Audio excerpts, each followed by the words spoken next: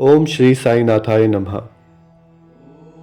जब कोई साधारण शरीर असाधारण आत्मा बन जाए, जब कोई हर धर्म हर मजहब को अपनाकर सबको एक प्रेम की डोर में जोड़ दे, जब कोई मरकर भी मरता नहीं बल्कि करोड़ों दिलों में बसकर अमर हो जाता है, तो समझ लो वो हम सब पर अपनी रहमत बरसाने वाले श्री साईं बाबा जी हैं।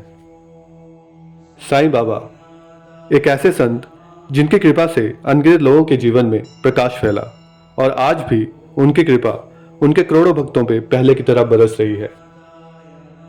आज हम जानेंगे साईं बाबा की महासमाधि की कथा को और उनके श्री मुख से निकले अंतिम शब्दों को, जो हर भक्त के हृदय को छूकर उनका साईं बाबा के प्रति प्रेम और विश्वास को और भी दृढ़ कर देगा। तो आइए बाबा के जीवन काल के उन अंतिम दिनों का श्रवण कर उनकी पावन कृपा का हिस्सा बनते हैं। ओम साई राम। 28 सितंबर सन 1918 बाबा को साधारण सा ज्वर आया। यह ज्वर 2 से 3 दिन तक रहा। इसके बाद ही साईं बाबा ने भोजन करना बिल्कुल त्याग दिया। इससे उनका शरीर दिन प्रतिदिन दुर्बल और क्षीण होने लगा। जब बाबा को विदित हो गया कि अब वे शीघ्र ही इस नश्वर शरीर का त्याग कर देंगे, तो उन्होंने श्री वजह को रण विजय प्रकरण सुनाने की आज्ञा दी और स्वयं इसका श्रवण करने लगे। यह संकेत था उनके शरीर त्याग की तैयारी का। महानिर्वाण अर्थात 15 अक्टूबर सन 1918 का दिन। महानिर्वाण के दिन आरती समाप्त होने के बाद बाबा ने सभी लोगों को भोजन करके अपने निवास स्थान पर जाने को कहा। फिर भी लक्ष्मीबाई शिंदे, बागोजी शिंदे, बयाजी, लक्ष्मण बाला शिंपी और नाना साहेब निगोनकर वहीं रह गए। श्यामा नीचे मस्जिद की सीढ़ियों पर बैठ गया। लक्ष्मीबाई शिंदे को 9 रुपये देने के पश्चात बाबा ने कहा, मुझे मस्जिद में अब अच्छा नहीं लगता, इसलिए मुझे बूटीवाड़े अर्थात समाधि मंदिर ले चलो, जहां मैं सुखपूर्वक रहूंगा। यही वे अंतिम शब्द थे जो साईं बाबा के श्रीमुख से निकले थे।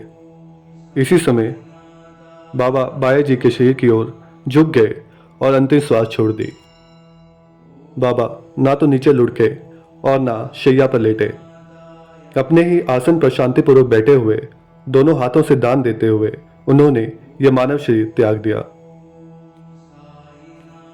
संत स्वयं ही देह धारण करते हैं तथा कोई निश्चित ध्येय लेकर इस संसार में प्रकट होते हैं, और जब ध्येय पूर्ण हो जाता है तो वे जिस सरलता से और आकस्मिकता से प्रकट होते हैं, उसी प्रकार लुप्त भी हो जाया करते हैं। साईं बाबा के ये आखिरी शब्द, मुझे मस्जिद में अब अच्छा नहीं लगता, मुझे बूटीवाड़े ले चलो, जहां मैं सुखपूर्वक रहूंगा, ये सिर्फ शब्द नहीं थे, बल्कि इसमें साईं बाबा के त्याग, प्रेम, समर्पण और एक संत की अंतिम इच्छा छिपी थी, जो देह के बंधन से परे आत्मा की शांति में विलीन होना चाहते थे।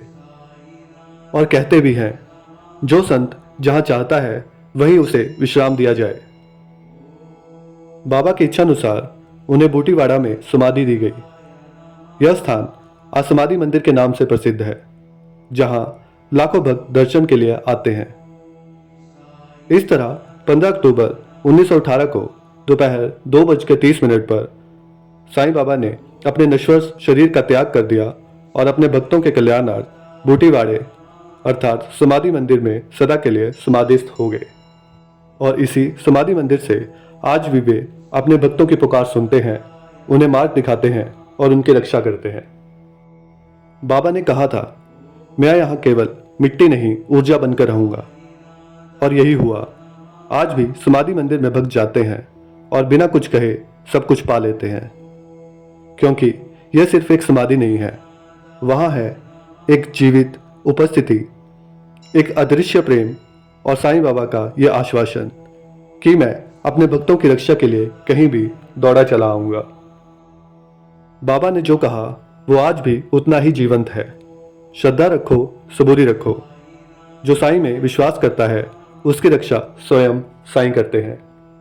आज भी जब कोई साईं भक्त दुखी होकर साईं को पुकारता है तो बाबा स्वयं उसके सभी दुख हर लेते हैं।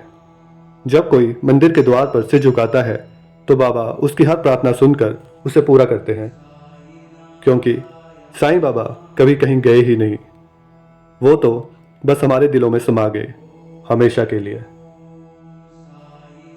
ओम साई राम। साईं बाबा की कृपा हम सब पर बनी रहे।